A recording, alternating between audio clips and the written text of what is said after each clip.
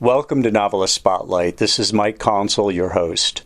In addition to being the host of this podcast and interviewing novelists, I am a novelist myself. I have 3 published novels. My latest is titled Lolita Firestone, a supernatural novel, and it is set in Sedona, Arizona and Cairo, Egypt. My previous novel is titled Family Recipes, a novel about Italian culture, Catholic guilt, and the culinary crime of the century. And my first novel is named Hardwood, a novel about college basketball and other games young men play. And that story deals with issues ranging from depression and racism to sex, religion, and university politics. All 3 novels are listed in the episode notes. I hope you will buy them, I hope you will read them, and I hope you will thoroughly enjoy them. Now, on with our program.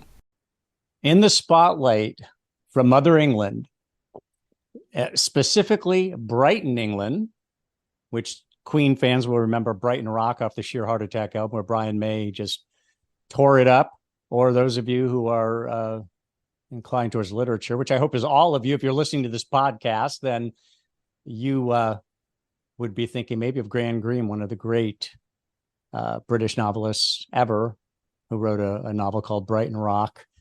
So Simon Toyne is the guy. He's in Brighton. He's the author of 6 novels. He is, his first was Sanctus, and it hit big. That was back in 2011. That was part of a trilogy. So think in terms of Simon's career starting in 2011, his writing career, his published writing career. Most recently, he published a book called Dark Objects. That was 2021.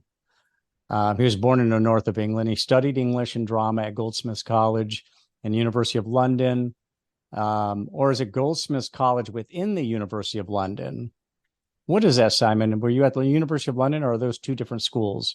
It's a weird one. It's basically it's part of the University of London, but the University of London is made up of lots of different colleges. Exactly. So there's the Yeah, Royal College of Art, Royal College of Music, all this kind of stuff, and Goldsmiths College, where I went to, is one of them. there you go. So after graduation, he remained in London and began working in television. He worked at the BBC, the famous BBC. He also produced and hosted a true crime series called Written in Blood, where he spoke with best-selling authors such as Tess Gerritsen and Karin about the true crimes that inspired their fiction. Again, he lives in Brighton. He's married. He's got 3 children. He's got 2 dogs. One of the ways he inspires himself, one of the ways he generates ideas, is taking walks with his dogs.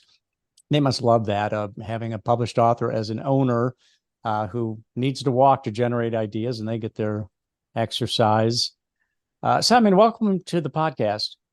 Well, thank you for having me. And it's just one correction. It's 7 books, and actually, 7. and I published the follow-up to Dark Objects last year, 2022, which was called The Clearing. The Clearing. I There you go. apologize. That's right. That's all right. We're up to date now. It's all fine. And you will find in the episode notes the URL for Simon's website, so you can learn all there is to learn about him. Actually, you'll learn more during this podcast than is on his website if I do my job correctly. For instance, you won't know what the breed of dogs are, and that tells a lot about a person. Simon, your dogs are what breed? Well, we don't even know what breed our dogs are. They are. So we used to we had a dog, we had a red setter, which was beautiful, but stupid. Oh my God, those dogs, what they make up, what they have in beauty, they lack in brain. Oh, wow. And because it was a thoroughbred pedigree, it was just always ill. And, you could drop a potato chip on the floor and it would eat it and you'd have to take it to the vet. So it was just such a delicate stuff. It was hard work and expensive. And she got ill like way too young and died, and it was really traumatic.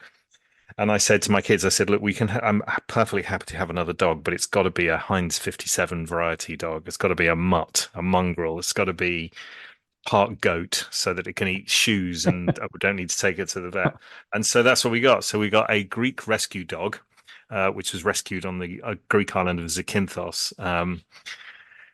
And long story, but anyway, it was sort of, we knew people who'd got dogs from there, and they were, we knew it was a good outfit, and so we got this dog, and it's black and white, and we called it Woody because it looks like a cow. in terms of coloring. And you know, in Toy Story, Woody the cowboy's waistcoat is like that black and white Ah, cowhide. I was gonna So we called say. him Woody. There you go. And in that kind of modern way, we actually had him DNA tested to try and find out what, because it's impossible to tell just by looking at him what he is. He's a sort of medium-sized dog, sort of floppy ears, quite barrel-chested. And he came back mostly spaniel, partly collie, partly corgi, and a whole bunch of other things. Um, and um, and he's never ill. Like he's now 8, and he's still like a puppy. Well, And mixed breeds are healthier, right? They tend to be healthier. so They much don't have, healthier, they're so not much all healthier. inbred and picking up all these, dysplasia and all these other ailments of when there's all that inbreeding going on. So yeah, they I tend to be know, and smart and exactly, you just sort of think that can't be fun for the dog as well. No one, it's being no, sick all the time. So anyway, so we've absolutely got not. him, and then we got another one to keep him company, and she is sort of half lurcher, half collie, and a bit greyhound. So she is fast. Oh yeah. Oh, I had Yeah, a friend who had a great greyhound. I mean, a straight greyhound. Man, just even when they're trotting, they look like I mean, they're just so they're like gazelles. They're so fast. it's beautiful to Um, see them run. Yeah, yes, yeah, they're really kind of poetry in motion. So so that's one. 2011 comes Sanctus, and Yeah. I want to give our listeners some of the background on this. But then 2012 is the key. So a year later, then a year later after that, the Tower, 2013. Then just 2 years later, The Searcher comes in 2015. The Boy Who Saw was 2017. Dark Objects didn't come along until 2021. So it kind of knocked you off the pace just a little bit. Is there any story behind that? Is there any reason why Dark Objects took longer? What's the timing on this? Or did you Uh, have the trilogy all doped out in your mind ahead of time so it came faster than something like Dark Objects, which is a one-off, correct? Or I'm sorry, not only Dark Objects, but The Clearing just published this year. So that's just a 2 year period. So well, it which is was yeah, no, so Dark Objects was supposed to be a one-off, but I liked the characters so much, and I had another idea. So I just wrote another book. It's in that way. I just was in the groove of that. And Sanctus, because it was my first book. So I had a background in TV. I'd worked in TV for like 20 years, and I'd always wanted to write a book. But when you're working in a creative industry, I mean, you know this as well. It's like if you're working in a creative industry and your creative energy is kind of spent. If you're doing your job properly, your day job properly, there's not much left. You have to exactly. sort of carve out time for it. And I know there's people who do other things like lawyers and whatever who sort of, they need that creative outlet because their day jobs aren't that creative necessarily, or creative in a different way. But like for me, I was, it was all, I knew I sort of, if I was going to write a book, I needed to devote some time to try and do it so that, I couldn't, when it didn't work, blame the fact that I was tired, and or hadn't given it my best shot. So I sort of quit my job in TV. I would say it was sort of like a midlife crisis where I said to my wife, I either need to buy a sports car and have an affair, or I need to quit my job and try and write a book. And That's how you got her on board. there you Okay. go. Yeah. So she went, why don't you try and write a book? That sounds like a good option. So we did that. And So you quit a perfally good job. This is how yeah, I know, committed you were crazy. to Well, what was I wanting to tell thinking? stories. You Well, well, yeah, what was I but thinking? well, 90+% of people will say that after the fact. You don't really have to say that because not only do you quit a perfectly good paying job with 2 children, I think you had 2 at the time, Yeah. and a wife, and a mortgage, or at least rent or Mortgage. Yeah. mortgage, Yeah. and then you moved to France to That's do the right. work. Did you have to begin with? Your wife was on board, it sounds like, or how much pressure did she put you under, or did you give yourself a timeline, like say, just give me 12 months or give me 18 months, and if it doesn't work, I'm back to BBC? I gave myself 6 months. So basically, I Wow. knew I was going to do it, and so I gave notice at my job, and we sort of saved a bit, and then the whole move to France. So we had 2 kids at the time, but they were very young. They weren't at school yet. They were, I think, 4 and 2, and so So it was less disruptive. So, and I said, well, look, rather than me just take time off and then just sit in the spare room trying to write a book and, it all just seemed the same. Why don't we go on an adventure? Because we can go with the kids and it'll be an adventure. And, when else can we do this? Because, give it a year, they'll be in school, it'll be impossible to go anywhere. But the part of me was also future-proofing failure to the point where I figured, like, in 5 years' time, we could look back at it and go, rather than refer to it as that time I sat in the spare room in my pants trying to write a book that failed, we could refer to it as that time we lived in France.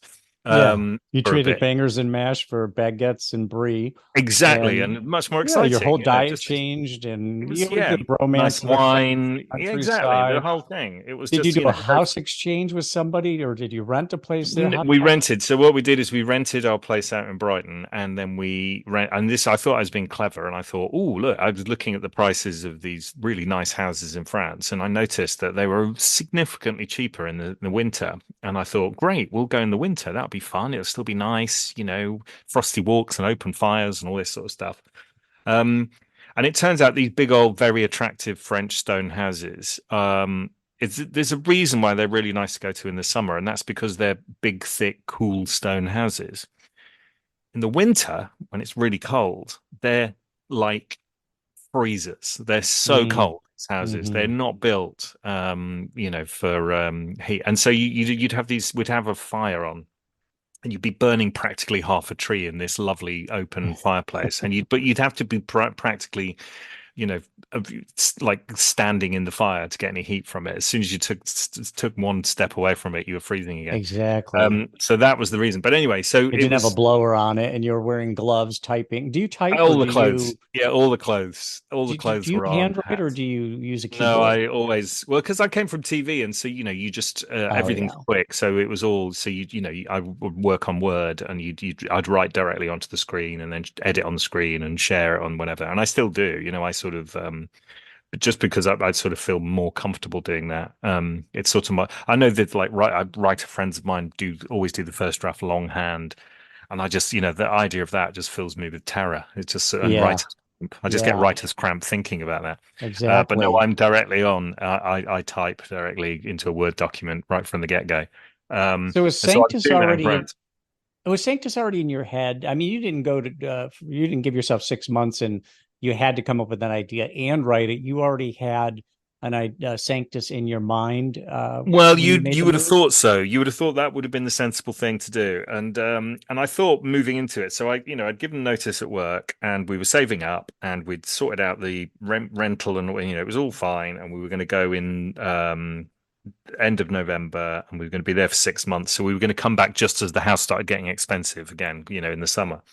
And I thought, and as I was sort of preparing to leave, and leaving my job, I kind of thought that whole thing of write what you know. So I thought 6 months. I know, because I've been working in TV, I know I can be creative on demand. I know I can sit down and produce something because I've had to do it. That discipline already exists. Hmm. So I knew that wasn't a sort of question mark over that at all. I knew I could produce something. Whether it was going to be any good was the big question mark. And I thought, with 6 months, I figured I could probably write a rough first draft of something in 6 months if I already had an idea, and if it was something, the classic write what you know, something close to my own experience that I wouldn't need to research, loads of research or talk to people and find out about something that, I was unfamiliar with in order to be able to write a story about it.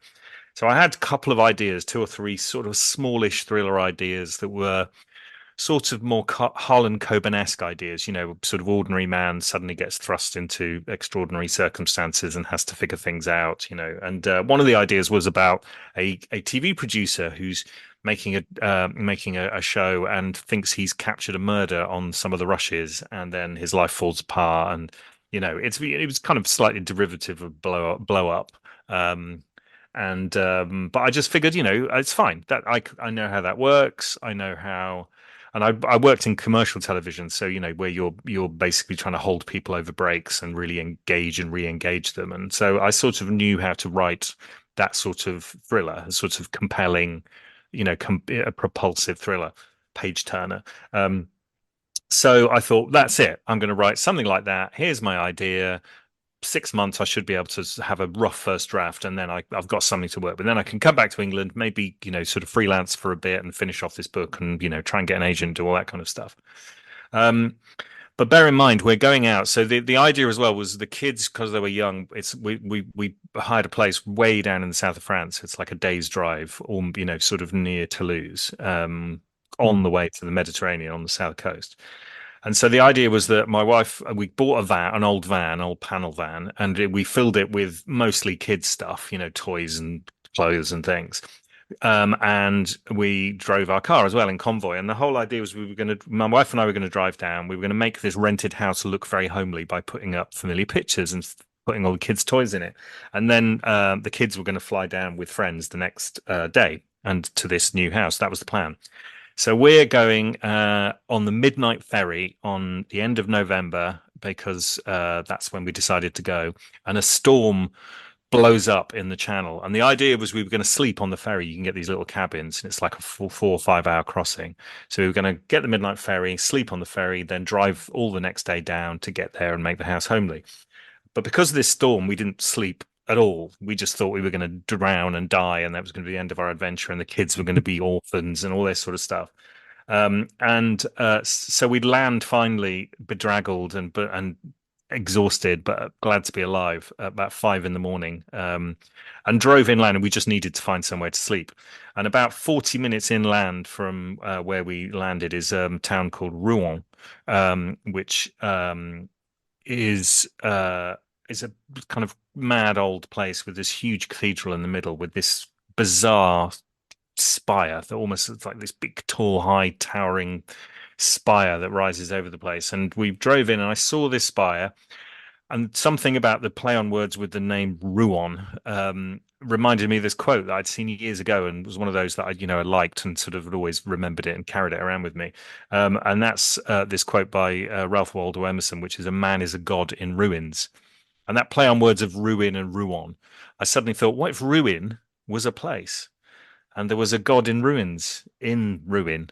And just those thoughts, that's, often an idea happens with the collision of two things, and all of a sudden sparks fly.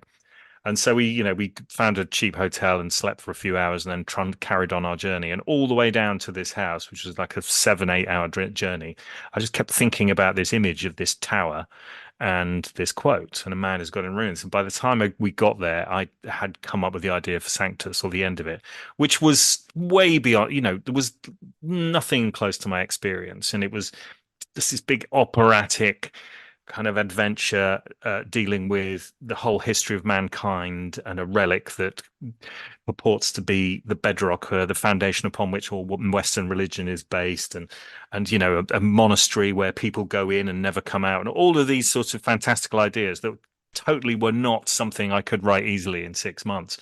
And I almost didn't write it, because I just thought it seems like a really big idea, and it's very complicated, and it's going to require a lot of work, a lot of heavy lifting. But this was after you had already written or doped out the first novel. I'd written out like a couple of pages of an outline of what of the novel I thought I was going to write. Yeah, so I'd thought about it, and I'd written an outline, ready to sort of hit the ground running when we got to France. But then this other idea just wouldn't go away, and I just thought, well, that's a better idea. And I don't think I've read that book, but I've read similar books to the one I'd planned. And I did think, well, if I'm going to fail at this, I need to fail honestly. I need to give it my best shot. And if I shy away from what clearly is the best idea, even though it's a harder idea, then I've probably failed already. So I how long did that one take then? I'm going to do Sanctus, and how long did it take to actually execute it? So that was Sanctus. So basically, I wrote. So in that 6 months, I had to do loads of research to try and make it work, and outlined it and figured it all out, or figured as much. So this happened on the way down in this 8 hour journey. On the way to France. Had this idea, yeah, and literally. Okay, I see. Yeah, I see. So it was a stroke of luck, really.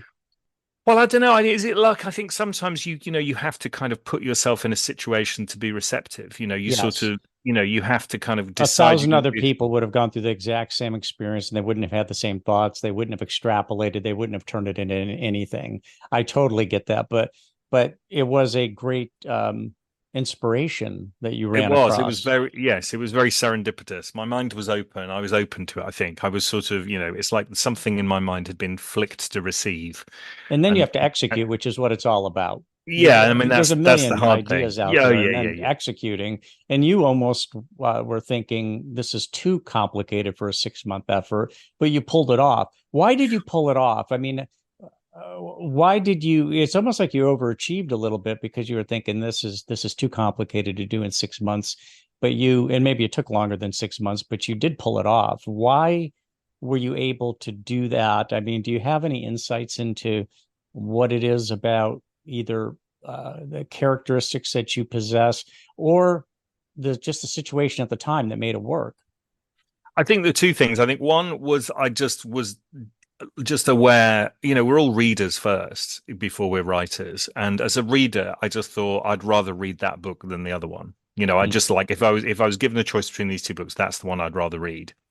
And the other thing was, I think, was that I said, I sort of, if you're shying away from something because you think it might be difficult, then you've already failed. I just figured the whole point of this was of changing, trying to write a book was to see if I could do it. And if I'm sort of, if I'm pulling my punches right from the beginning just because I'm not sure I'm up to it, then I'm probably not up to it. And so Yeah, that's a I great just point. figured I needed to try, and if I was going to fail, I needed to fail honestly and fail trying the hardest idea. And no, it took way longer than 6 months. By the time the sun started getting warmer and the price of the house started doubling every week, and we had to come back to England, I'd written about, I think, 180 pages and my first draft ended up being uh, like I think it was 140,000 words, so it was about 500 odd pages. So I'd written maybe a third of it in my 6 months. I was supposed to have written a first draft, and I'd written a third of it. And I came back, and I ended up freelancing back at the same company where I'd had a nice steady staff job, and just working on it in between contracts, weekends, doing the usual thing. But it had momentum then. I had this thing and I had this idea, and it sort of wouldn't let me go as well as me. And I just needed to see it through to the end because it was hard because when I came back, everyone was like, "Oh, you went away and write the book. How did that go? Have you written a book?" And it was, "No, I haven't." And you'd see sort of people kind of nod knowingly as if to go, "Yeah, and that's what we figured," And I, I'd sort of gone away and come back effectively with nothing. And we were back in our flat, and I was back working at the same place, and it was almost like nothing had happened. And the only difference was I had this story that I was slowly kind of like laying down brick by brick to do a first draft. And it Was took that the me most complicated book you've written of your seven? No, it's not. It was pretty. They've all of my books have been cut. I think. Well, the last couple have been less complicated. I think they've been more complex in terms of character, but less complicated in terms of plot. But that was the trilogy, which is Sanctus, the Key, and the Tower, were just really complicated, just because there was a whole sort of world building that had to be done, even though it's based in so the town Yes. of Ruin, which I built, which is in southern Turkey, doesn't exist, but it's based on a real place. Yeah. And the main character is from New Jersey, so it's all set in real places. Apart from the main place, the city of Rouen, which is supposed to be the longest continually inhabited city in the world. Which is based on a place called Gaziantep, which is in southern Turkey, which was hit by the earthquake recently. And so it's based on a real place, but I couldn't really set it there because it didn't quite suit the plot. And I didn't set out to write a trilogy either because I had no contact. Even though I worked in television, everyone sort of assumes everyone knows each other in media, and it's very ghettoized. I knew lots of people in TV. I didn't know a single person in publishing.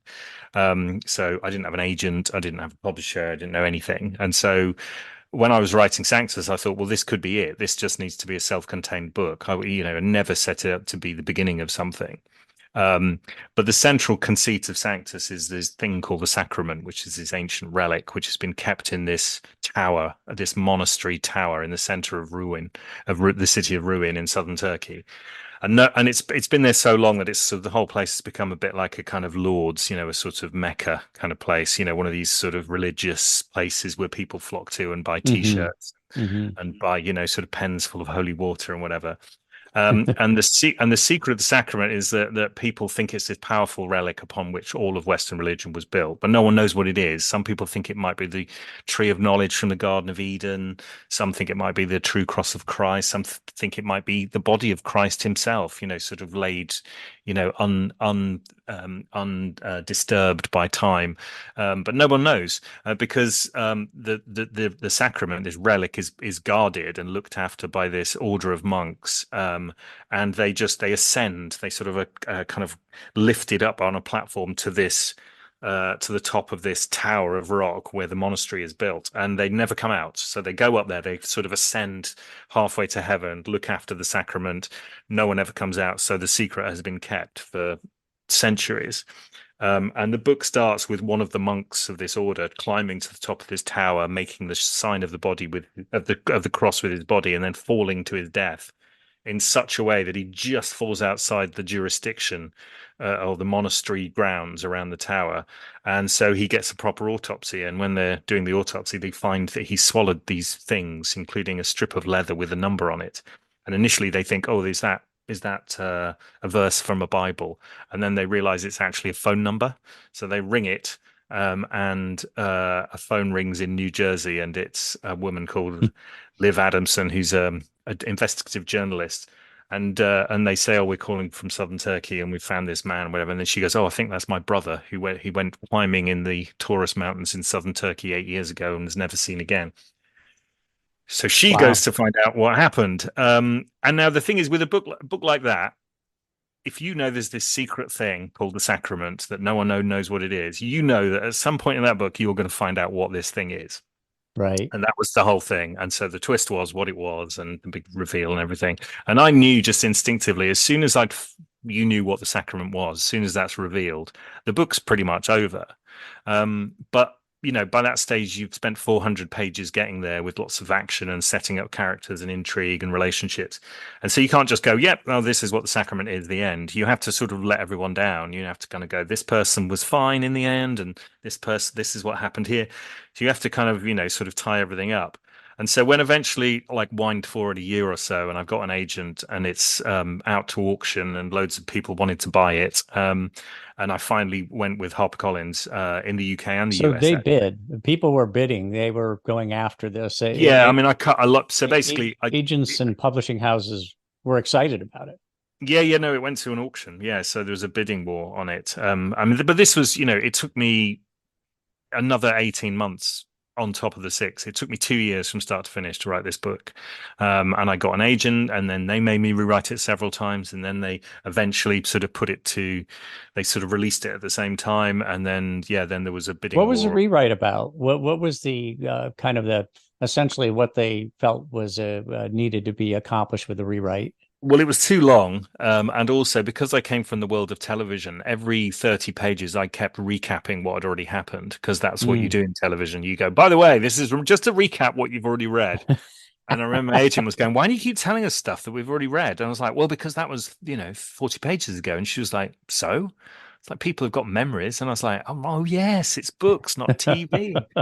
I love this. Oh, that's So funny. a lot of it was stripping out recaps and people And you took standing it down. Page count. Final page count was what? Oh well, I took about 30 or 40,000 words out of it. And it was a So you real came in about process. 110, about About 110,000. 110, yeah, 110, something like that, 109, I think, or something. So when you decided you were going to quit your job and go do this, what did your gut tell you? Did you have a lot of confidence, or was it one of these things that I don't want to get to the end of life and say that I never even tried, so I'm just going to try? Or did your gut tell you this is going to work, just do it? It was two things. One was I was quite miserable where I was in the company. I'd sort of taken a staff job. I think it's always dangerous if you do anything creative to get too comfortable, because you sort of and also what happens is if you got a staff job in an independent production company, and you make a successful show, they just want you to make that show again, or a version of that show endlessly, because it's risk averse and they know you can do that. And so creatively, it's ever decreasing circles, and the more successful you get, and the high, the higher your salary is, and the longer your job title, actually the less creative it is, because then there's a pressure for you to produce, and the best way to produce is to produce something you've already done, a different. You get known as the guy who does this type of show.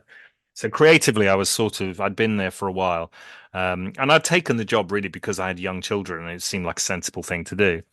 But I knew that I needed to leave and do something else creative. I knew that I'd always wanted to write. Like when I was younger, when I was at Goldsmiths, I wrote screenplays. I wanted to be a film director, really, and studied screenwriting, and nearly got a couple of indie films away. But producing a film is hard, because you write something and it's just the beginning, because you then have to finance it, cast it, shoot it, edit it, get a distributor, and market it, all that sort of stuff. Whereas if you're writing a book, it's a finished thing. The written thing is the thing. It's not the beginning of anything.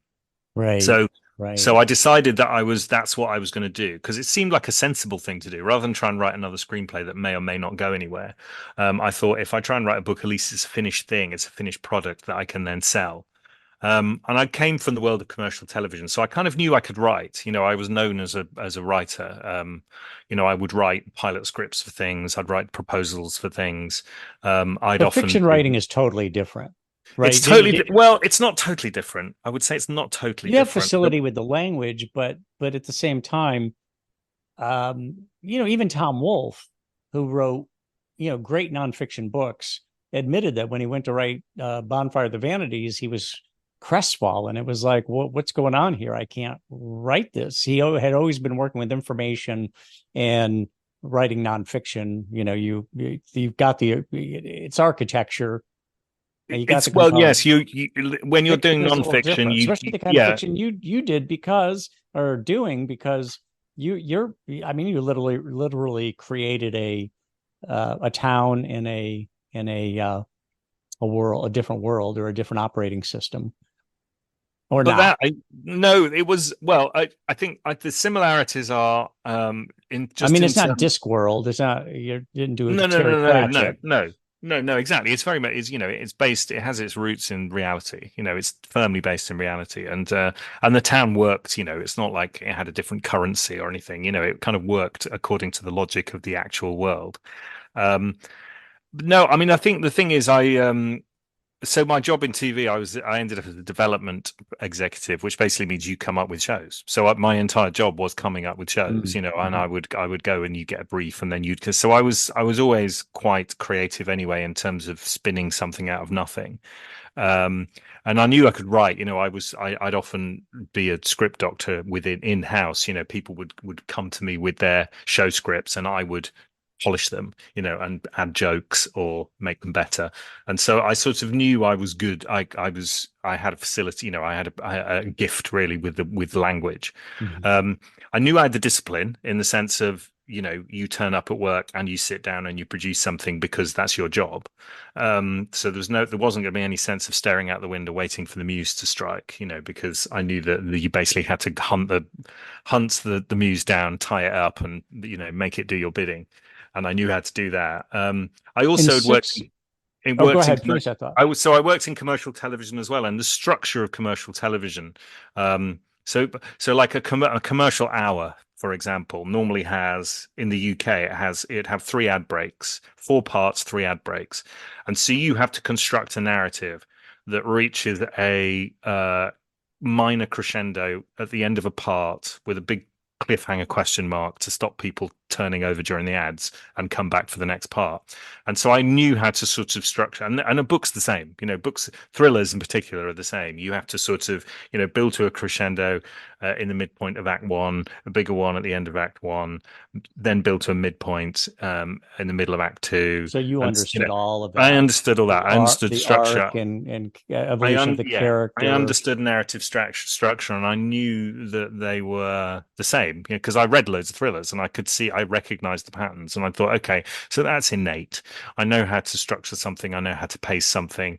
I know I can sit down in front of a laptop and produce some words.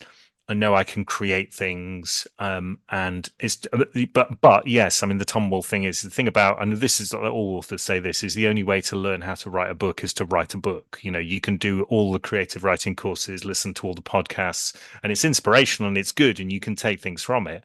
But practically, the only way you are going to figure out how to write a book is to sit down and write a book because everyone Wow. does it differently, and there is no right or wrong. There is just getting it done.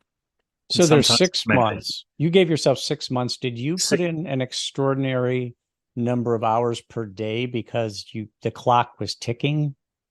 No, I sort of, I think what happened was very early on, I kind of realized that this idea, once I'd committed to it, which I did fairly quickly, I sort of, only took me a couple of weeks where I suddenly thought, no, this is the best idea. This is what I'm going for. And I started researching and I started plotting and I started thinking about the things I needed to learn in order to kind of in order to sort of, gather the material I needed to weave this world that I was going to build. And and because I knew then that it was just going to take too long, and I thought I can either just like wake up, grab the laptop, and just be hunched over it all day long until I'm exhausted for 6 months, and maybe I'll get close to doing a draft, or I can be sensible and go, look, it's going to take longer. It's a bigger idea than I'd planned. It's the best idea, so we're going to go for it. And also, I'm in France with my young family, and I don't want to. I don't want to sort of not have an experience here. I don't want to look Right. back and go, oh yeah, do you remember that time in France? And everyone's going, yeah, I remember you locked in a room for 6 months. So I sort of, I just I would get up and I would normally work for a couple of hours in the morning and then sort of have long lunch and would go and do something or whatever. And then I'd work for a couple of hours in the afternoon or 2 or 3 hours in the afternoon. And then we'd put the kids to bed and whatever and watch something and then go to bed. Then I'd get up early and, repeat. And that's what I did. And So I four or still five, do that. Yeah, maybe about 4 or 5 hours. yeah, because I've found, and again, I knew this from TV, is that you can force yourself to work longer, but it's not particularly effective. I think you Yeah. you have about 4 to 5 hours. Now I'm a bit older, probably less. Really good quality hours where you're sort of you can run at full tilt, really. Where your creative juices are all there, where you are fully engaged, where you can allow yourself to sort of get into some sort of flow state or whatever. And then beyond that, what happens is your brain just is exhausted and starts trying to distract yourself. It starts saying, Yes. "Why don't you go on YouTube and look at cat videos?" And you're Right. like, "That sounds like a great idea." Or, "Oh, I wonder what's happening on Twitter." Well, nothing. And But that's just your brain telling you that it's bored. And if your brain's bored, it's just not going to do your bidding. It's just not going to. Right. And so, like I've sort of perfected that a bit now. Is that I do? Have you ever heard of the Pomodoro method? I have not. So the Pomodoro Pomodoro as a, method, it was some person, I can't remember who it was, but someone came up with this. It's sort of a creative tool, really. Oh, it's a productivity tool because they realize, and it comes from science, proper scientific kind of study and it's based on the thing that the brain as an organ can only function in the same way as, if you couldn't sprint full tilt for an hour, you could maybe do it for 30 seconds. There is a limit to what you can accomplish with the biological tools we have. And one thing is the brain can only really properly concentrate for a certain amount of time. And so this person, what they did is they had it's called the Pomodoro method because Pomodoro is a is it tomato. Italian or Spanish for tomato? Yeah. And they had one of those, those kitchen timers in the shape of a tomato that you twist, and it's sort Yes. of and it counts down from it's 50 minutes, and you can put it on the old before we had timers on our phones. 15 It's or like 50. 50. So it would Okay. be like a clockwork, or 40 minutes, whatever it is. So it's a clockwork device that looks like a tomato. And you twist it and it ticks away. And then when it gets to the end, a bell goes off. And so he had this thing and he went, right, I am just what task I'm doing, I'm going to twist the tomato, put it down. And while that's ticking away until that goes off, I'm not allowing myself to do anything else other than whatever the task I've set myself. And it's really effective because if you know you have a finite amount of time, you can focus because you go, well, I can focus, I can go for it, and I can really sort of like force myself to do this because you I know that the bell will go off and then you can have a break. Yeah, I have heard of this method, but then the bell goes off and you take a break for X amount of time, right? And then you can go back for 50 more minutes. Is that That's right? it.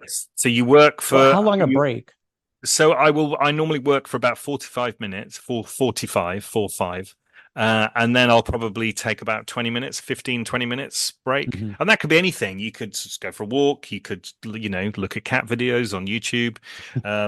Although it's good to get away from the screen, do some laundry, tidy up the breakfast stuff, have a cup of tea with your wife, read a book, just something different. Walk Yeah, the and it dogs keeps quickly. it It's keeps just your something to mind give fresh. yourself a little break. And actually, the thing about it is if you break your day up, I've realized that, your creative day into that is you are subconsciously still working on something. Because when the bell goes off, you stop. There's no, oh, I'll just finish this chat, sometimes when the bell goes off, I will stop mid-sentence. And it's actually quite good because when you come back, the easiest thing to do is finish that sentence. Hemingway used to do that. He used to, he'd stop work he'd stop the day's work in the middle of a sentence because then the next day it was easier to get started again because you just finished the sentence. You go, all right, yeah, I know Yeah, where that's going, and then you're already working.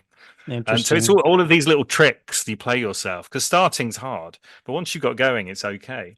That So is I the would do. hardest part is just getting started. Yeah. Getting going is hard. So yeah, so I think, and having a routine, just going, right, at this point I'm going to sit down, I'm going to start a time, and I've got a timer on my laptop now, which I can get going. And then what happens is, and then I go into focus mode on Word, so it's just black screen with document. And then when the alarm goes off, it just jumps out of focus mode and goes back to the desktop. So it's finished. You can't miss it. And you go, right, oh, that's time to finish. I've done my 45 minutes. I can now have a cup of tea or whatever, go to the shops Yeah. quick or whatever you need Yeah. to do. So 2011, Sanctus is a smash hit. It is the best-selling, check me on this, the best-selling thriller book of the year in Great Britain. That's right. Debut thriller. Yeah. Biggest selling debut thriller in 2011. So you were off in, I mean, did you have this sense? Well, I mean, what did that mean to you? Did you feel like I've got a career started? So I'm off and running. Um, what what was the impact of that for you? Well, the first thing was it was great, of course. It was amazing, and it was very unexpected. I genuinely thought my first book might get me an agent, my second book might get published, or might, and then my third book might sell a few copies. I had a 5-year, 3-book plan. And if it hadn't happened by then, I was just going to go back to full time doing TV stuff. Um, but the first book hit and was a huge hit and was translated into lots of languages. And so all of a sudden, I was touring the world with this book. But at the same time as I was touring the world with the book, I now had a 3-book because so we sold it to HarperCollins, my editors had 2 questions. One is they said, "Right, okay, what do you want to write next?" And the other thing was, we really don't like the ending of Sanctus. We really need to think about how we can do that. And this goes back to that thing I said is, if there's a book with a big secret in it, once you've revealed the secret, it ends. And so the way I dealt with that, and again, because I didn't expect it to be the first of a trilogy, I just thought it might be a one-off. Um, I had a sort of 1 year later epilogue, which kind of tied everything up really neatly in about 3 pages, and they hated it. They said, it's this just feels wrong, a wrong way to end the book. And so actually, those 2 questions of what do you want to write next and how are you going to fix the ending, they sort of solved each other because when I thought about it, I said, well, actually, the next book I write could be that ending, but rather than 1 year later, we just see what happened. We just see that year unfold. So rather than me telling you what happened, we see it unfolding. We see it happen in real time. And I had an idea. So the first book was predominantly about the female character. The second book was predominantly about the male lead, and the ramifications of the revelation of this sacrament, this relic. And then the third book could be how both of their destinies kind of come together to resolve the story. And they went, great, sign you up to a 3-book deal. So all of a sudden, I've got this really successful book and a 3-book and 2 more books to write, and also a deadline because they like a book a year. That's what they Yeah. really like. And so I've gone from taking 2 years to write a book. And genuinely, with that first book, I thought, 40 years of life experience and sort of pent up wanting to write a book is in this book. I'm not sure if there's anything left. I don't know if there's anything left because I chucked a lot into this book. And then all of a sudden, and then so I was writing the follow up, on in the shadow of this success of the first book, and suddenly thinking, what if this is terrible? What if that was the only time I could do it? I've learned now, having written several books and spoke to lots of authors, that all authors feel this all the time. You're always, every book you're thinking, yeah, I'm going to be found out on this one. This is the one I won't be able to finish. This is the one where I'm found out. This is the one that will be terrible. It's Or like, you just because, run out of ideas, right? There's a well, and you run out of steam, don't you? In the middle of a book, the initial idea, the kind of the thrill of the idea of thinking, oh, that's a good idea, is gone because you're whatever, you're maybe, swimming in it. yeah, you're 60,000 words in. You're as far away from the end as you are from the beginning. You've still got the end to write. There's loads in the bit that you've already written that needs to change. It's sort of you kind of you're lost in the woods and not quite sure how you're going to get through to the clearing, and it's hard, but it happens every time. I've realized this Sure. now, but like when I was writing the second one, I just thought, oh, maybe this is it. Maybe I've just run out of steam. Maybe that was a one-off. Maybe it was I'm a one-hit wonder and I should go back to TV. So it was hard. It was really hard. And in Well, the end, it was the thing that kept me going was just the discipline. It was like, no, you just got to turn up and do it. You just exactly. got to produce something. Yeah, you turn up, you Yeah. do. Don't worry about being inspired. Just do the work. It'll take care of itself along the way. I mean, that's maybe the best advice that I ever received was just, you don't attach emotion to the work you do, just do it. And then things clarify along the way. They just work or they don't work. And you be willing to give up the idea and you do some and you come up with a new idea. Who do you write for? Do you write for Uh, yourself? Do you write for the market? Do you write? There's a guy named he's passed away a few years ago named Larry Y. Woody, who said the proper way to write a novel is you write it for a person. It might be your wife, it might be a friend, it might be a brother or sister, and you're writing for that person. Now that's one person's opinion. When you're writing, who are you writing for? Is it for yourself? I think so. I'm writing for the reader in me. And I believe that's true. I think you are writing for one person. I know you're writing and you want lots of people, ideally you want loads of people to read your story ultimately. But, if you think about the mechanics of reading a book, it's an author writes a story, a reader picks up that book and then reads it, and between the two of you, you complete the story. It's a contract between two people.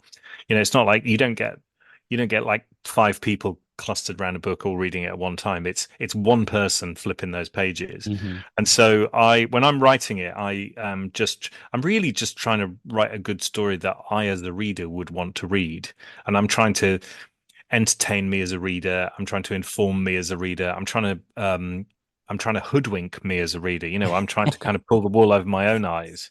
Um, and I think that's good because what that does is it means you avoid lazy ways out. You avoid cliche. Because the thing is, as writers, we're all readers first, and we all will read far more than we'll ever write because you can read much quicker, and so our skills, our faculties, our sort of our honed talents and instincts as readers are always going to be far and away more powerful than our ones as writers. And I think that's why writing's hard because you're stumbling a lot. You can read brilliantly. You can pick up any book and read it like flawlessly and conjure it in your mind and everything and see the characters. And but writing is really hard because you're piecing that all together, brick by brick. And so I think increasing what I try and do, and it's very hard, but I try and when I'm writing, I give myself permission to be bad. Mm. I'll write and I try and turn off my reader's head, which means I don't edit as I go along. I try not to edit as I go along. I try not to finesse as I go along. Because the trouble is, as soon as you engage that right brain analytical part, that is going to look at something and assess it and go, oh, that's not, as a reader, as a powerful, sort of superpower reader, going, that's not good enough. It's just demoralizing Mm. to your scrawny writer self, your left brain self, going, oh my God, that's terrible. So what you need to do is you need to, as much as possible, just switch off your right brain. Or is it the left brain? It's one half. I can't remember which one, but The one's, right side being the creative side, the left yeah, side you're being right. the Right side's logical creative, left side. side's, yeah, I exactly. So you need I to don't even engage. know if physiologically that I did hear somebody say physiologically that's not really, it's just a handy way to refer to it. But what you're saying, yeah, absolutely. And it's tantamount, the way I've described it is pushing the accelerator and the brake simultaneously. Yeah, You have exactly. to like That's it. write without a brake. Just go ahead and use the accelerator. Then afterward, you've got all the time in the world to pass judgment and rewrite. I think you've said, and probably every writer who's ever done any real writing has said that writing is really all about rewriting. Oh yeah, for sure. It's 90% rewriting. And actually I think when you're starting out and when I occasionally do sort of courses and things with people, is what's really evident is unpublished authors, people who want to be published, start lots of things and don't finish them. They'll go, oh, well, I started this thing and then I ran out of steam, and then I had this other idea, and then I did it, or I did a draft and then I didn't like it. And you're like, okay, well, so what you're missing out on here is developing an absolutely crucial skill, and that is the ability to take your work and make it better. Because we can all produce something, we can all write something, but then when you read it and go, oh, it's not very good, actually what I'll do is I'll start something new and that will be better. I mean, it probably will be. You probably will just get better instinctively at making the right choices, and so your first draft will be better. But it will always be a first draft, and therefore it will always be not very good. You Yeah. know, um, Which back to not everybody gets in the beginning. That the greatest no, writer, I think the there's most pressure, isn't there? You sort of think, oh God, I need to be able to, be Mozart and just sort of producing perfect, well, they think the prose. greatest writers are producing great first drafts, and it's just not true. I mean, everybody's writing, basically tripe to Yeah, start, and then it's all about the alchemy. It's all about the alchemy. it's about Um, the editing. It's about the yeah, editing. yeah. Exactly. What? It's that, but that's the skill you need to learn, and that's the thing, and Yeah. that's So the people keep like giving up. rewriting. You need to Yeah, they keep rewrite, and people don't want abandoning. to rewrite. They don't want to, and also they just get precious. Oh, I can't get rid of that because that's oh, that's a beautiful. That needs to be in Right. that beautiful phrase, and you're like, no, It's it doesn't. meaningful to It's not telling the me. story. Yeah. Yeah, yeah, yeah. Yeah. Exactly. What You is need your to be. mental state when you're writing? And obviously you're getting rid of the censor. I get that. That's more mechanistic sort of decision. But do you have an emotion, an attitude of some kind that you um, try to adopt while you're writing, or as naturally comes to you while you're writing? How would you describe your mental state when you're in the middle of a writing session? Well, my kids think I'm mad because they'll sort of walk past the room and hear me talk, because I talk to myself all the time, and I say things. I'll write something and then say it out loud, especially dialogue and everything, and they'll kind of poke their head in and go, "Dad, you're talking to yourself again," and I'm like, "Yeah, am I? Okay." Um, but that's, I think, because you sink into it. You really have to inhabit it. I and so and often what I'll do is I will I'll listen to soundtrack music, nothing lyrical. I can't listen to anything lyrical because you end up just singing along. But I'll, like, for The Clearing, the book that came out last year, is all set in an ancient wood. It's in modern day, but this really old wood, which is sort of full of runaways, and there's this kind of off-grid community in it called The Clearing where strange things are happening. And so I downloaded things like the soundtrack to The Revenant and the soundtrack to The Mhm. Village, the M. Night Shyamalan film, and things like. And I just, because they're music that's been written to set a certain mood in a certain location, and so I will just play that on repeat, and to the point where I'm not even listening to it. So it's sort of, not only does it drown things out, sort of extraneous noises in your immediate world, which is quite, it cocoons you in sound, really. And I'll put But you're earphones on. carefully selecting the I'm music to I'm fit the task selecting, yeah, or the ambiance that you're trying to create. Exactly. And if I'm writing an action scene, I will listen to the soundtrack to The Bourne Identity or something like that, something that's driving. And because what that does is it's sort of, music is a very shortcut way of creating an emotion and a feeling within yourself. And I think if Yes. you're feeling those feels, it kind of translates. It sort of puts you, it sort of attunes you. If you're an instrument, it's like the tuning fork that goes, right, you need to be vibrating at this kind of pitch and it will help you do the stuff. It's not, it's not I don't sort of go I don't endlessly sort of have like a jukebox situation where I'm selecting the perfect track. I will just have a sort of bed of music, on a Spotify Right. playlist stuff, and I will just Yeah. play it and I will go into it and I'll put it on shuffle so it's going all over the place and it's all ambient but it's all helping me create a mood and also shut out the world. I think I find that very helpful. Uh, Yeah, very interesting too. There was one other person had a program, I forget. It was a woman, and she said that she had a soundtrack. Now, it wasn't quite the way you were using it. She was using it just to get herself going, kind of inspired and just out of the starting blocks. But yeah, what you're doing with these, selections of music that are apropos for the scene that you're writing or the chapter that you're writing, that makes a lot of sense.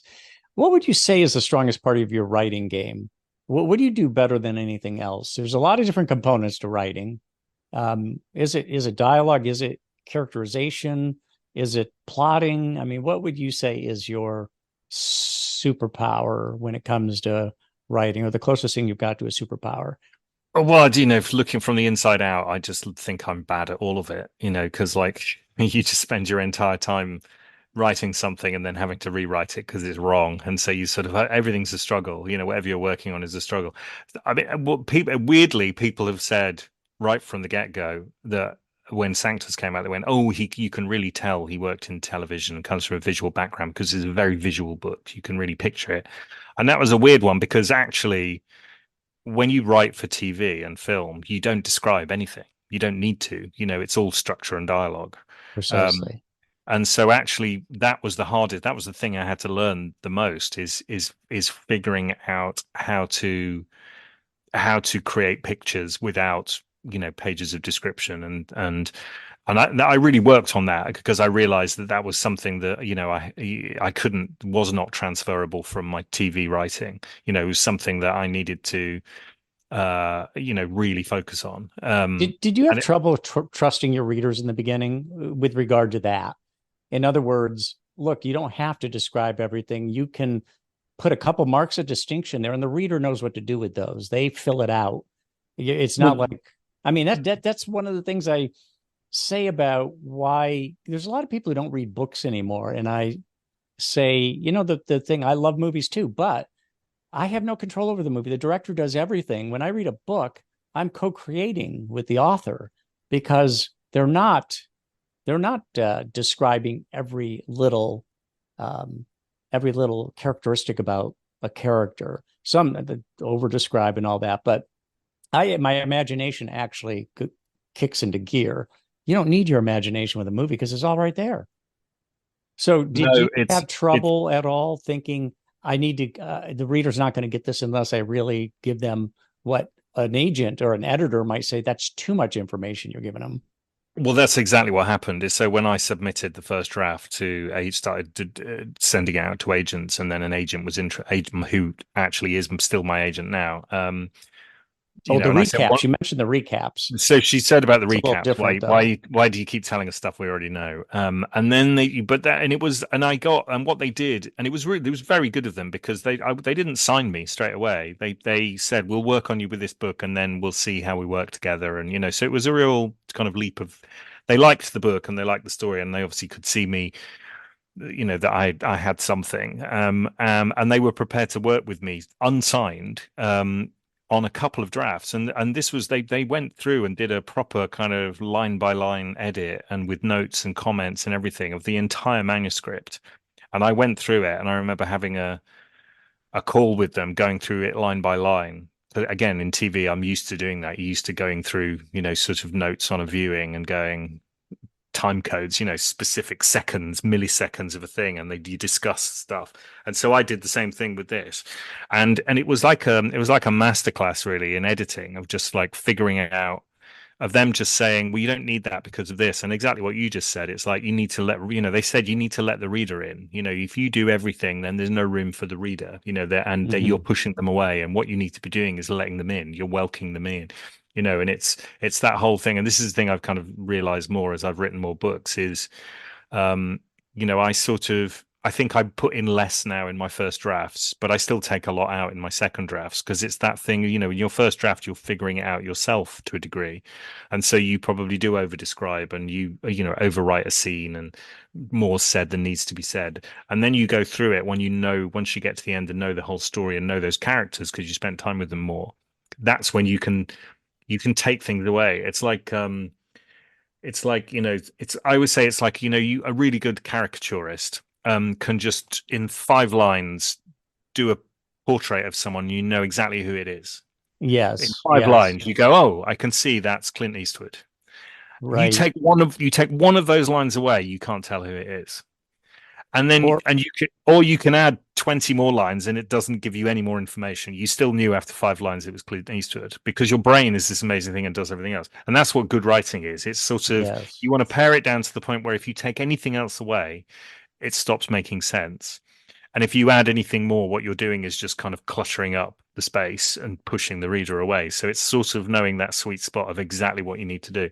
And so that I think because I suppose it was the thing I needed to learn from the beginning, and because I sort of knew I wanted to make the world very visual. And so I really went to town. One of the other things I did as well when I was writing Sanctus is I reread several books that I thought were useful in terms of there were elements of those books that what I needed in Sanctus. So one was the Umberto Eco's The Name of the Rose, which is set in a Mhm. monastery, although it's medieval, but it was very useful in terms of just sort of sort of how the mechanics of the inner workings of something is kind of laid out, whilst at the same time a plot is going on.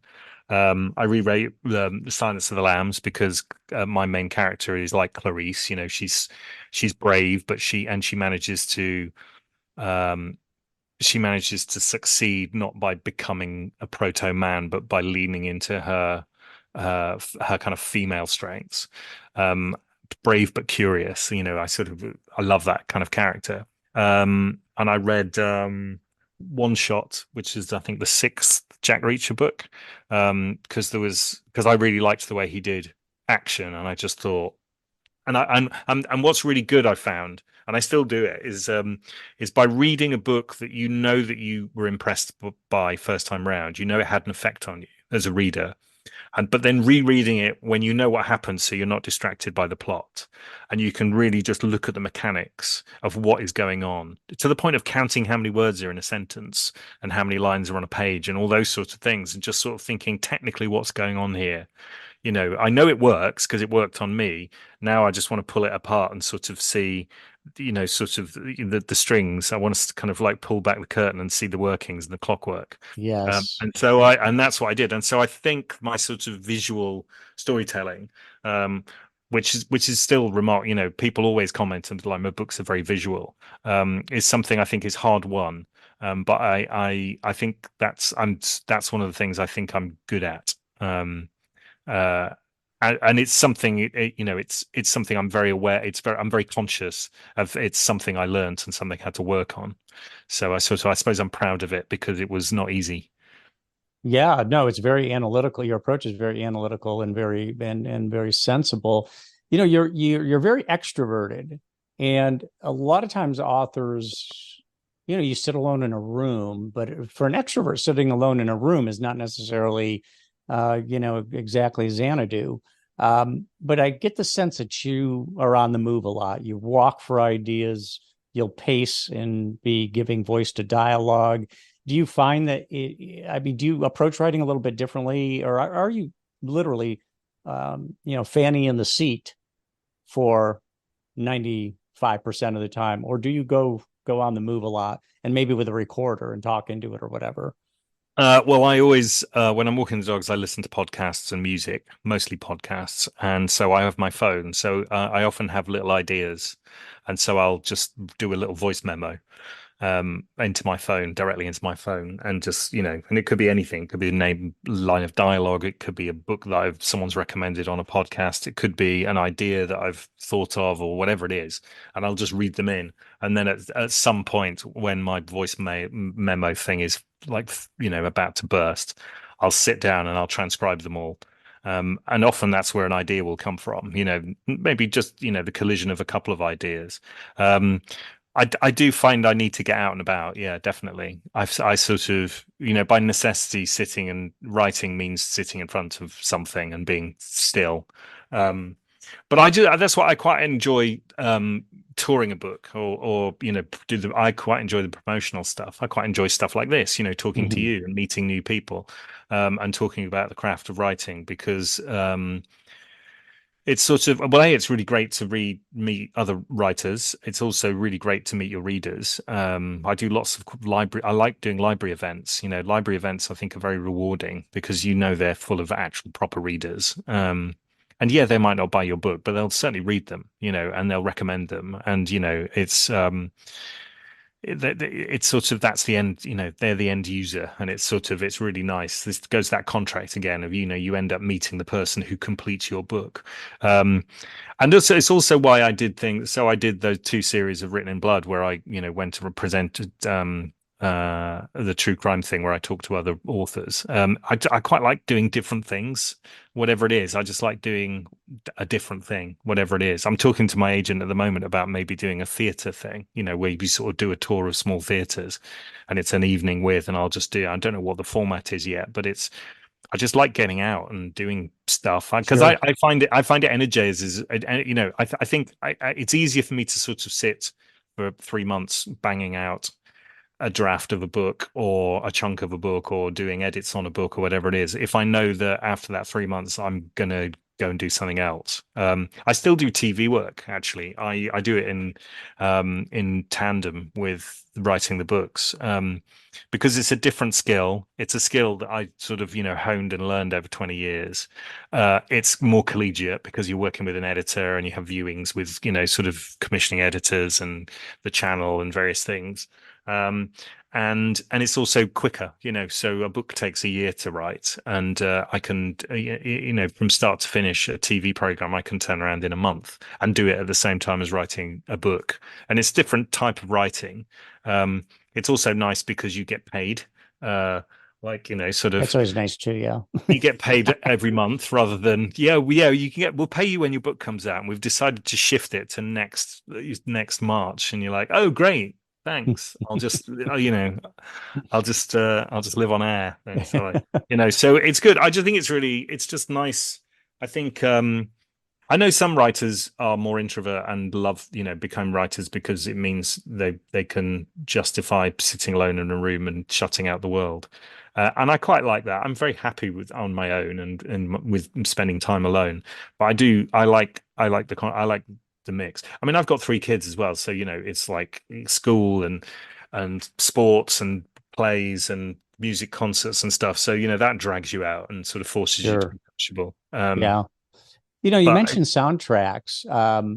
Is there anything else you do? Do you take anything when you write ever? Red Bull, marijuana, uh, burn sage, any rituals or anything that you take that helps inspire your writing? Not necessarily every day, but maybe certain times you are looking to enter a little different dimension. I am British and therefore I drink tea. Um, this is true. I'll have coffee in the morning with breakfast, and then I will start work, and then normally I will break so the kids go to school. So the kids are good as well because you can use them as timing devices. So basically, my youngest, who's is the one that still needs taking to school, she's 11. We drop her off at school at 8, and so we'll have breakfast before, drop her off at 8, back here at about 10. So about 8:30, I can start work, and I'll work. I'll just sit down and I'll write, and I can do 2 sessions, and then at 11 o'clock, what we British call 11s I will stop for a cup of tea and some form of biscuit slash cake. Hmm. To go, and it could be a Kit Kat. I don't know if you're familiar with what a Oh Kit yeah, Kat. yeah, yeah. Yeah. Chocolate and And crunch, and yeah, chocolate, yeah, wafer, yeah, something like that. A little treat, cup of tea, a little rest, and yeah, that's it. That's my little. So yeah, it's not exactly rock and roll, is it? A cup of tea and a biscuit and a chocolate biscuit. But yeah, that's what I do. It just not breaks it up. See, no, thing is, I've never been a smoker, so I've never sort of had that, or need to go out and stand by the bike sheds and have no a oral cigarette.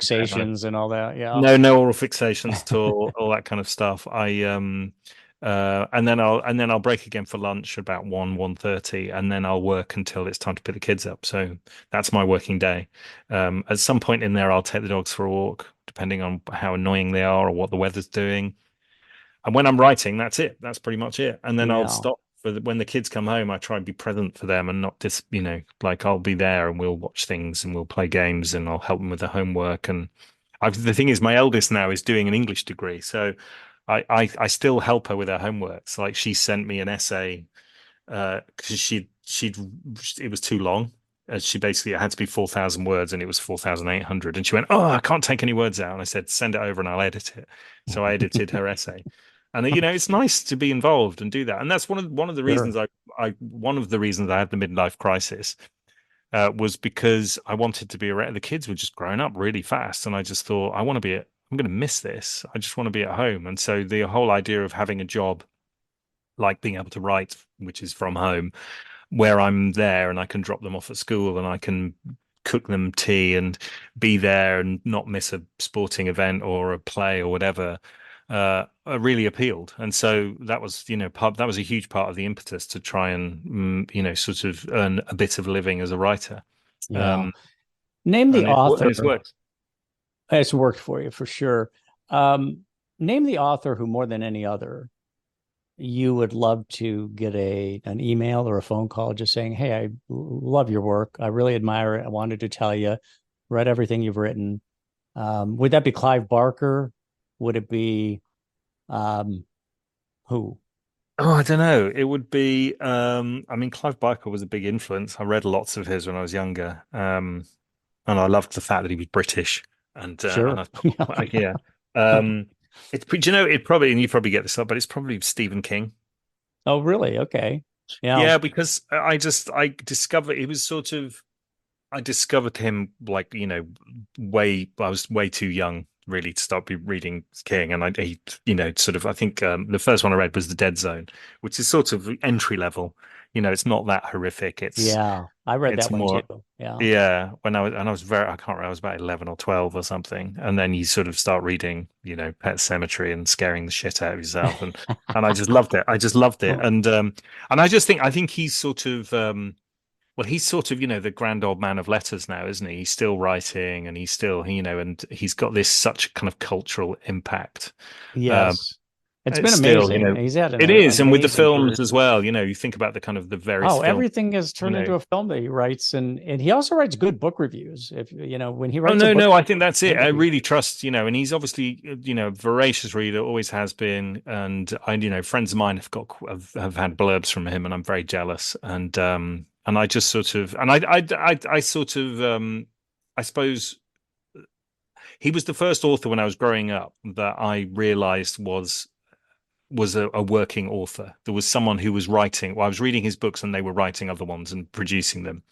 And I know that's true of everyone, but he was the one I suppose I was aware of just because I was aware when a new Stephen King came out and that you'd kind of want to read it and other people, there was a buzz about it. Other kids who were readers would, go, "Ooh, I've got if it was their birthday, they might get it and then they might lend it to you." And, it was that sort of thing. It was sort of, yeah, it was like he was like a kind of star. He was like a rock star of a yes, writer. yes. And he's the one who said, you talk about a blurb, and I don't know that this was actually yeah, I think it was a blurb, but it certainly was a quote. He said, "I've seen the future of horror, and its name is Clive Barker." That's He right. he Yeah. loved Clive Barker. I mean, really admired his writing, and as do I. I think Clive Barker is really inspired stuff. At I any agree. rate, you're this has been so full this conversation has been so full of great advice from you. Um, and, obviously I talk to authors all the time, but I have to say, your approach to it, the analysis of it, there for an aspiring writer who's listening, or even a published author who's listening, you've given some great information here, and the commitment that you made to it as well. Quitting your job. Now, you probably knew, hey, look, you've got skills that I can go back and I can get the job again. But walking away from a job is never an easy thing to do, especially, you had to start with the family. You were married with a couple of kids, even if they were young. So this has been really great. Just to finish up, though, Simon, what would your parting advice be to the aspiring author out there? Is there any kind of bottom line piece of advice you'd give, or any kind of writer quotation that you would cite, or anything that you think would be a good walk away? Well, I think it's sort of already been said, so I'll just repeat it. But it is that thing of just I think routine is really useful. Mm. And I think I didn't realize it when I started out on my journey as a writer, but I already had it through my through TV. So if you work for a TV company, you turn up on a Monday morning and you work till Friday, and you work pretty much 9 to 5, and you sometimes longer depending on what you're working on, and no one's paying you to turn up and stare out the window with your head, your hand draped across your forehead in pain because the muse has deserted you. You are there to be paid to do a creative job and to produce something, to create something. And so I knew that I could do that when I started off. And I think a lot of people sort of are crippled, I think, initially by uh, sort of not all of those things we talked about, thinking that you need to produce a perfect first draft, so you're terrified of writing anything in case it's wrong, all those sort of things. In actual fact, if you get a routine going, because starting is hard, even if it's 10 minutes, even if you've got a really busy job and you've got 10 minutes spare in a day, rather than swiping through Instagram or looking on eBay or whatever, or just deleting emails because you think it's, or playing Candy Crush, whatever it is. If you go, right, every day at 11 o'clock for 15 minutes, I'm going to check out from whatever I'm going to do. I'm going to go and find a little quiet space, and for that 15 minutes, I'm just going to write. I'm not going to edit. I'm not going to question myself. I'm not going to sort of try and craft the perfect sentence or paragraph. I'm just going to write. I am just going to engage my creative head. I'm going to shut up my analytical reader's head, and I'm just going to produce something.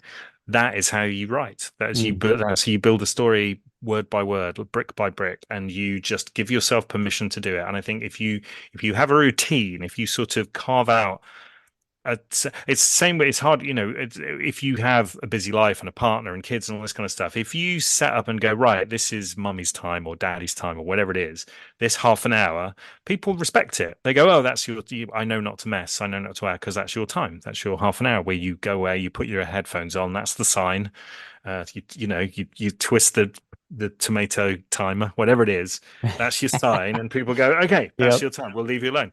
And then you it's amazing how much you can achieve in 10 minutes. It's amazing how much you can write in 10 minutes if you enter it committed to write for those 10 minutes. You can write a novel in 10-minute spurts over the course of a year. It might not be very good, but you've got a draft, and then you can make it better. That's the great thing about writing, is like, no one has to read your first draft. No one.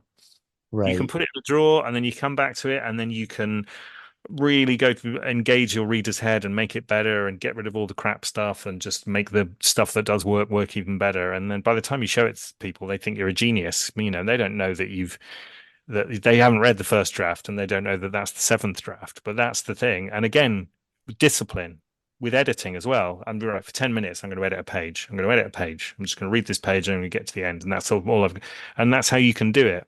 I think sometimes there's a notion of like writing a book is a long time endeavor. It's like climbing a mountain. And And it is, but the thing is, like, you climb a mountain one step at a time. And I think that's the thing. If you break it down into handleable bits to the point where you go, oh, I can do that, whatever it is, don't set Hmm. yourself on. So I think some people can, you read all sorts of things of like, oh, so and so, this writer writes 5,000 words a day, and this writer can write 5 books a year. You can absolutely weigh yourself down with this useless information, and like, good for them if they can, but it doesn't matter. Most people don't do that. Most people, are happy if they've written, 300 words is a page. If you can write 300 words a day, then in a year you've written 365 pages, and that's a book. Yeah, there you go. Yeah.